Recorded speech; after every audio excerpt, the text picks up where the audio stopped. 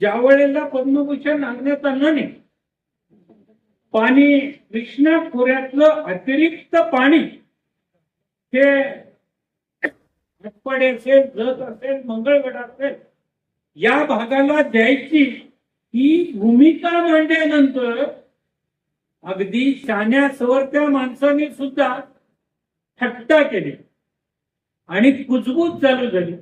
एवढी डोंगर दऱ्या, कुठं कृष्णा आणि कुठं हा मंगळवेढा आणि कुठं पाणी येणार. तिथं नागनाथ अण्णांना काहीतरी राजकारण करायचं आहे, राजकीय बांधणी करायची आहे आणि म्हणून अण्णांचं हे चाललंय. पण बंधून आज आपण मंगळवेढ्याच्या बांधावरती, मंगळवेढ्यामध्ये किंवा ह्या दुष्काळी तालुके जे आहेत त्यामध्ये आपलं पाणी पोहोचलेलं आहे. आपल्या 100% अपेक्षेप्रमाणे अजून ते झालेलं नाही आणि त्यासाठी आपल्याला भविष्यामध्ये हा संघर्ष तीव्र करण्याच्या दृष्टीने वाटचाल करावी लागेल. पण जे अशक्य होतं, जे स्वप्नवत वाटत होतं ते प्रत्यक्षात कार्यान्वित झालं.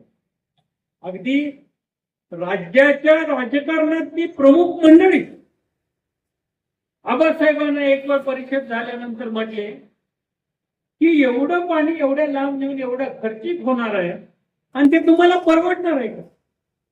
आबासाहेबांनी एका वाक्यातच पाहिजे, पाणी नाही तरी सुद्धा आमचा आटपाडी सांगोल्याचा शेतकरी कंटेनरनं युरोपला डाळिंब पाठवतोय.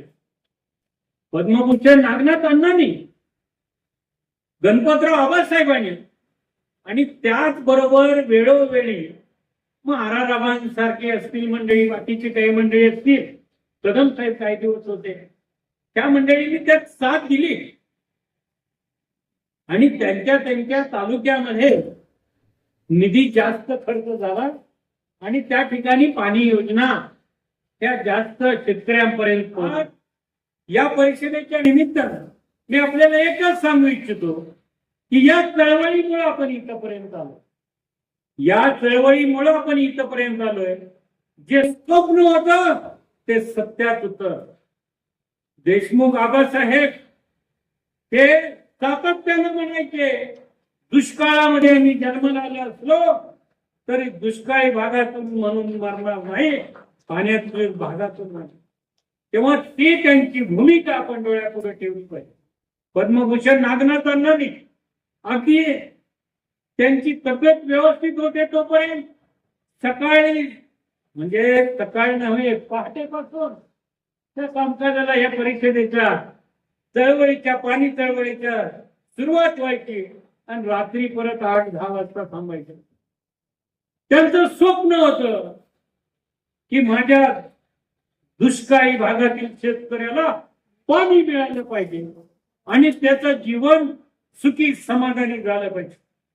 त्यांची तब्येत बिघडल्यानंतर ते पुण्याच्या हॉस्पिटलमध्ये होते, पायाचं ऑपरेशन होतं.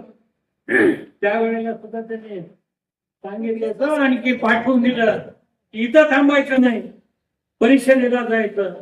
आणि या ठिकाणी काही मंडळी आहेत त्यांना माहिती आहे की अण्णांचा निरोप घेऊन त्या ठिकाणावर मी आलो की दुष्काळी भागाला पाणी मिळालं पाहिजे. या बाबतीमध्ये सगळ्यांनी एकजुटीनं प्रयत्न केला पाहिजे.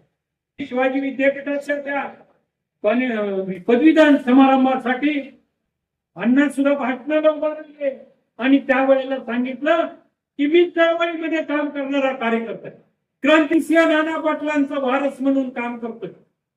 माझे विचार, मी घेतलेली भूमिका ही या ठिकाणी संशोधन करणाऱ्या मंडळींना, प्राध्यापकी किंवा हुशार शिक्षण क्षेत्रात असणाऱ्या मंडळींना माझी भूमिका पटले म्हणूनच त्यांनी त्यांच्या एक्झिक्युटिव्ह काउन्सिलमध्ये ठराव केला आणि आम्हाला या ठिकाणी, मला या ठिकाणी बोलवलं.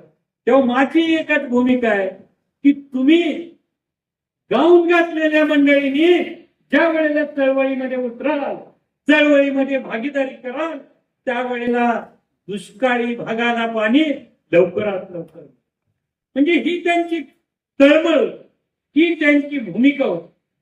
ज्या वेळेला वायव्यामध्ये या देशाच्या राष्ट्रपती महामहिम प्रतिभाताई पाटील आल्या क्रांतिसिंह नाना पाटलांच्या पुतळ्याच्या उद्घाटनाचं, त्यावेळेला सुद्धा त्यांनी सांगितलं की माझ्या दुष्काळी भागाला पाणी मिळालं पाहिजे, धरणग्रस्तांचं पुनर्वसन झालं पाहिजे. त्या भूमिका त्यांनी आयुष्यभर घेतल्या आणि आयुष्यभर त्याच भूमिकांचे प्रामाणिक राहून ते जगले.